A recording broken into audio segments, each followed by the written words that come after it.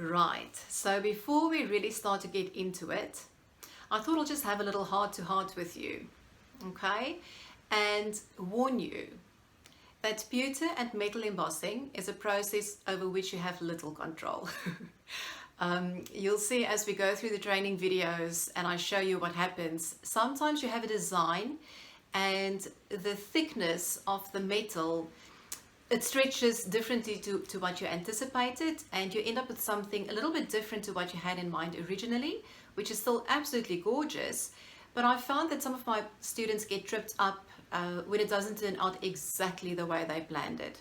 Okay, so I want to warn you, if you're completely perfectionistic, this might not be the craft for you.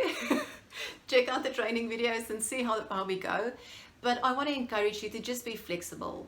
Okay, let the metal do what it does and work around it. You'll very quickly learn different strategies and different techniques to accommodate for that, and I'll show you exactly how I do it to ensure the best possible outcome.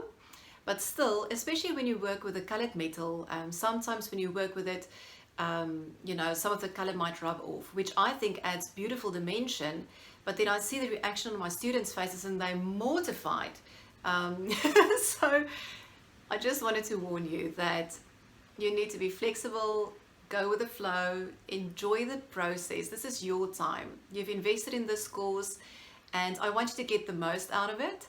I want you to have fun and I want you to relax and just enjoy it. Okay? There's no competition. That's another thing I wanted to talk to you about is you'll see amazing metal embossing creations on Pinterest and Instagram and wherever. And I want to encourage you to use those as inspiration. But I also want to encourage you to make whatever you do with metal your own. Okay? We're all created with unique personalities and different things that float our boats. And I want to encourage you to do you. Okay, so have a look at some of the inspirational boards that I've created on Pinterest or some of the Instagram posts that I've posted, and use that to fuel your creativity. But at the end of it, do designs that appeal to you, that make you happy and that give you life and energy, and that you know that if you give it away as a gift to a friend, something that they will appreciate. Okay, so stay in your own lane. There's no competition, and I want to encourage you as well to go through this course at your own time. There's no rush.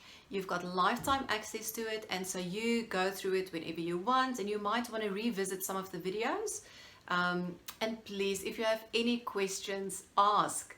You can comment on the videos themselves in the portal, or you can ask those questions on the Facebook group, which I'm sure many of the other students will appreciate, because you know, some of us are shy and we don't want to ask questions, and so we like when other people ask them because we get the benefit of it. Okay, so yeah, let's jump in.